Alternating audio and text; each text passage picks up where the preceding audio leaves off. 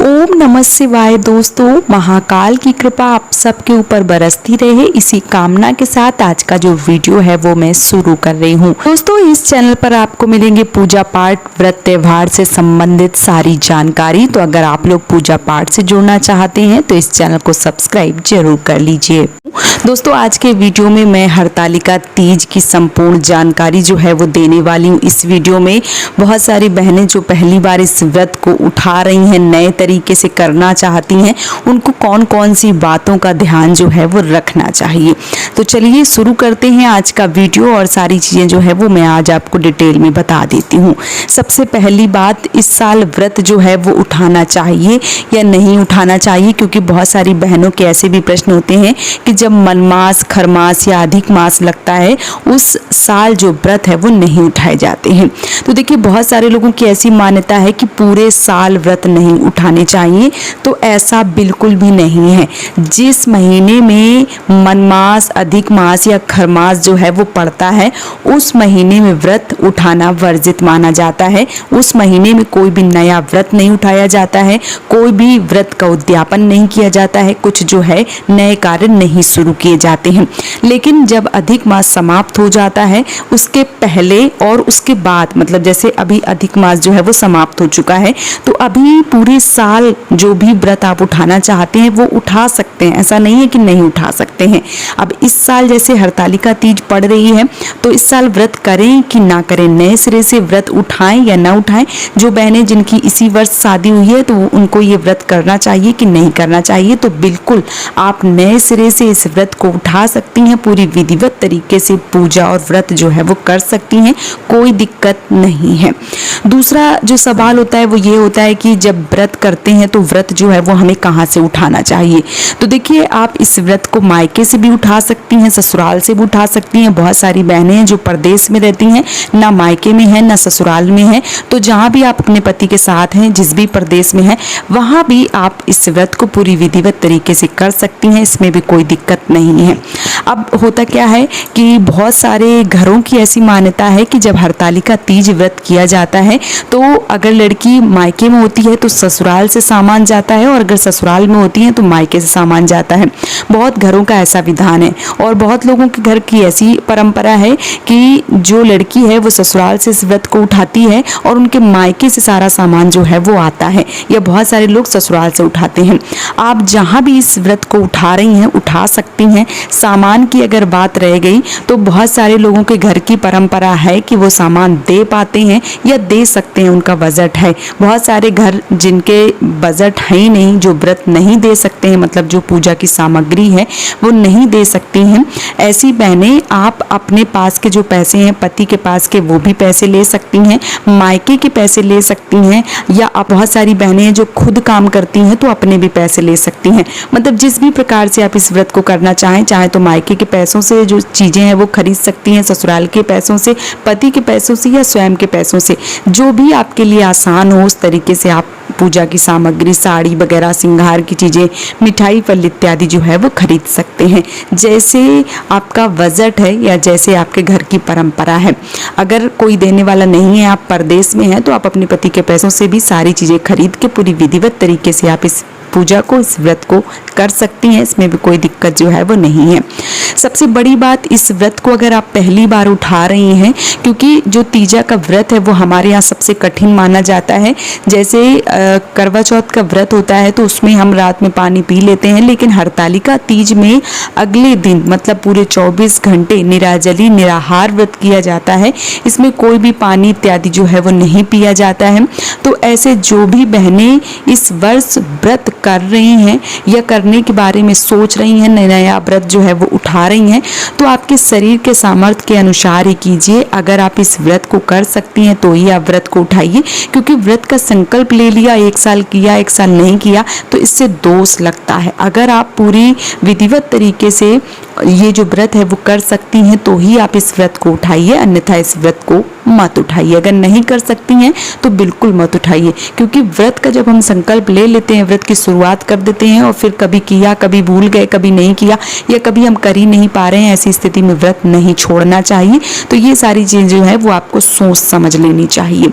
इसके बाद जो भी बहनें इस व्रत को नए सिरे से उठा रही हैं, पहली बार अगर इस व्रत को उठा रही हैं खास करके, तो उनको पहली बार व्रत जो है वो सोच समझ के उठानी चाहिए। पानी वगैरह अगर आप पीना चाहती हैं तो पहली बार आप जरूर पी लीजिए। मेरा ऐसा मानना है कि पहली बार अगर आप व्रत कर रही हैं तो आप पानी जो है वो ज़रूर पी लीजिए, क्योंकि कभी भविष्य में ऐसा होता है, मान लीजिए आप प्रेग्नेंट हो जाती हैं या आपकी तबीयत खराब हो जाती है, या ऐसी मान लीजिए कि सिचुएशन ऐसा होता है कि कभी आपको पीना पड़ रहा है पानी, तो दोष नहीं लगता है, क्योंकि पहली बार अगर आपने पानी पी लिया है तो आप कभी भी पी सकते हैं। लेकिन अगर जो बहनें पहली बार नहीं पीती हैं उनके बारे में उनको मान लीजिए ऐसा लगता है कि पहली बार हमने नहीं पिया था तो फिर हम नहीं पी सकते हैं। इसलिए आप अगर पहली बार कर रही हैं तो आप अपने बड़े बुजुर्गों से एक बार राय ले लीजिए, और जिस प्रकार से आपके घर की परंपरा है या आपके बड़े बुजुर्ग कहते हैं उस प्रकार से आपको पानी जो है वो ज़रूर पी लेना चाहिए।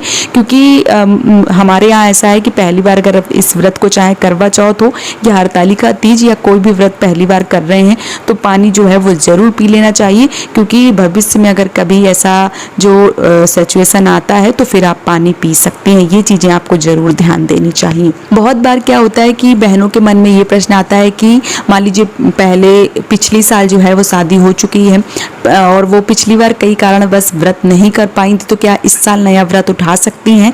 तो बिल्कुल, अगर आप करना चाहती हैं तो इस वर्ष व्रत जो है वो उठा सकती हैं। पहली बार भी नए सिरे से उठा सकती हैं, या आपने व्रत छोड़ दिया था और अभी आप इस व्रत को उठाना चाहती हैं, या शादी के कई साल हो चुके हैं और अभी आपको लग रहा है कि इस व्रत को करना चाहिए, क्योंकि माँ पार्वती ने इस व्रत को किया था, भोलेनाथ को उन्होंने बहुत ज़्यादा कठिन तप किया था, तब उन्होंने भोलेनाथ को प्राप्त किया था। तो पति की लंबी आयु के लिए, उनकी तरक्की के लिए इस व्रत को किया जाता है। तो अगर आप इस व्रत को करना चाहती हैं तो बिल्कुल आप इस व्रत को कर सकती हैं।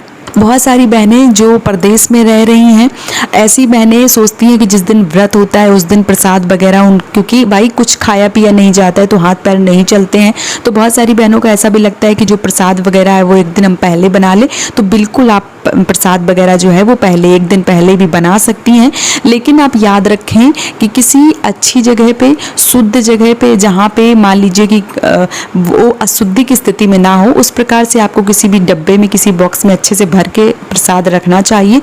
और याद रखें, प्रसाद में आपको जो बेलपत्र है वो प्रसाद में जरूर रख देनी चाहिए, तुलसी बिल्कुल भी ना रखें, क्योंकि महादेव, तुलसी जो है महादेव के ऊपर चढ़ाना वर्जित माना गया है, इसलिए आप बेलपत्र जरूर रखें। इससे जो आपका प्रसाद है वो बासी नहीं होता है। या बहुत सारी बहनें जो दूर रहती हैं, एक दिन पहले ही मिठाई वगैरह मंगवा लेती हैं, तो बिल्कुल मंगवा सकती हैं। ऐसा नहीं है कि एक दिन, भाई अगर हम दुकान से भी लाते हैं मिठाई तो तुरंत बना के ताजी तो एकदम से नहीं देते हैं। इसी प्रकार से जो भी प्रसाद है आप एक दिन पहले बना सकती हैं, कोई दिक्कत नहीं होती है। मन का भ्रम होता है, क्योंकि बाजार से चाहे हम जितनी पुरानी मिठाई लेके आ जाए, लेकिन घर पे हमें ताजी ही बनाना होता है, क्योंकि बासी हम नहीं चढ़ाएंगे। तो ये मन में जो हमारा मन है वो मन ही सब कुछ करवाता है। आप चाहें तो प्रसाद उसी दिन बना सकती हैं, आप चाहें तो एक दिन पहले भी प्रसाद बना के उसमें बेलपत्र डाल के प्रसाद जो है वो रख सकती हैं, कोई दिक्कत नहीं होगी। साथ ही साथ इस व्रत में लटजीरा, जो चिरचिरी आती है, उसकी दतून की जाती है। बहुत सारी बहनें जो प्रदेश में रहती हैं, जिनको नहीं मिल पाता है, ऐसी बहनों को जो नया आपका मान लीजिए कि ब्रश है, क्योंकि करा हुआ जो आपने पहले जिस ब्रश से किया है उससे नहीं करना चाहिए। व्रत कर रही हैं, निराजली कर रही हैं, तो नया जो ब्रश है वो आप जरूर रखें और उससे ही आपको जो ब्रश है वो आपको करना चाहिए। आप पुरानी जो ब्रश है उसका बिल्कुल भी प्रयोग ना करें। साथ ही साथ काली मिट्टी के शिवलिंग जो है, शिव परिवार और शिवलिंग जो है वो बनाए जाते हैं, और बालू के, मान लीजिए मेन है जो किताब है उसमें यही वर्णन किया गया है कि बालू के रेत के जो शिवलिंग है वो माता पार्वती ने बनाए थे, और उसकी भी पूरी विधिवत पूजा करी थी, पूरी विधि विधान से पूजा करी थी।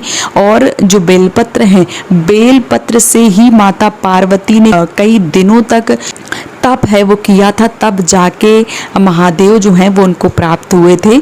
इसीलिए रेत के जो शिवलिंग है वो बनाने की परंपरा है। लेकिन आप रेत जो बालू होती है उसके आप शिवलिंग बनाइए, बिल्कुल नहीं बनते हैं। इसलिए आपको क्या करना है, काली जो मिट्टी होती है उसमें थोड़ी सी बालू मिला के आपको जो शिवलिंग है वो बना लेना चाहिए। लेकिन कई बार ऐसे भी प्रश्न आ रहे हैं कि दीदी हम बाहर रह रहे हैं, हमें मिट्टी नहीं मिल पा रही है, तो क्या बालू के या काली मिट्टी के जो शिवलिंग है वो बनाना ज़रूरी है? तो नहीं। अगर आपके पास जो शिव परिवार है या माता पार्वती और महादेव की कोई फोटो है तो आप उसको रख के पूजा कर सकते हैं। कोई ज़रूरी नहीं है कि आप बनाएं। अगर पार्थिव शिवलिंग बनाने की मान लीजिए कि आपके पास एक सामान जो है वो मिल जाता है तो आप बना सकते हैं। अगर सामान नहीं मिल पा रहा है तो आप जिस भी प्रकार से जो भी सामान आसानी से मिल जाए उससे भी पूजा जो है वो कर सकते हैं। साथ ही साथ इस पूजा में जैसे करवा चौथ में जो पति की पूजा है वो करना अनिवार्य होता है, ठीक उसी प्रकार से हरतालिका तीज में भी पति की पूजा करना अनिवार्य होता है। तो जब भी महादेव की पूजा या माता पार्वती की पूजा समाप्त हो जाए उसके बाद में आपको अपने पति की संपूर्ण पूजा जो है वो ज़रूर करनी चाहिए। उनके हाथ में रक्षा सूत्र वगैरह बांधना चाहिए। और जैसे हमारे यहाँ करवा चौथ में जब हम पूजा करते हैं, जब हमारे यहाँ लट से पानी जो है वो चंद्रदेव को दिया जाता है, उस समय पति का नाम जो है वो लिया जाता है। उसी प्रकार से हरतालिका तीज व्रत में भी अपने पति का नाम लेके कि आयु जो है वो लंबी हो ऐसा बोला जाता है। तो अगर आपको ये चीज़ नहीं पता थी तो आप जरूर कीजिए। हरतालिका तीज और करवा चौथ में अपने पति का नाम लेना और उनकी आयु लंबी के लिए भगवान से प्रार्थना करना, जरूर ऐसा बोला जाता है। तो इन सारे नियमों को आपको जरूर करना चाहिए और इसी प्रकार से व्रत जो है वो करना चाहिए। अगर आपके मन में और कोई प्रश्न चल रहे हैं जिनके बारे में आप जानना चाहते हैं तो आप कमेंट कीजिए। मैं आपके उन प्रश्नों पर भी जो वीडियो है वो बना दूंगी ताकि आप सबको आसानी हो जाएगी। आज का अगर वीडियो पसंद आ रहा है तो मुझे सपोर्ट कर सकते हैं इस चैनल को सब्सक्राइब करके और वीडियो को लाइक करके। आप सभी माताओं बहनों को हरतालिका तीज व्रत की ढेर सारी शुभकामनाएं। महादेव आपका सुहाग अखंड रखे। इसी कामना के साथ आज का जो वीडियो है वो मैं समाप्त कर रही हूँ दोस्तों। जय माता दी।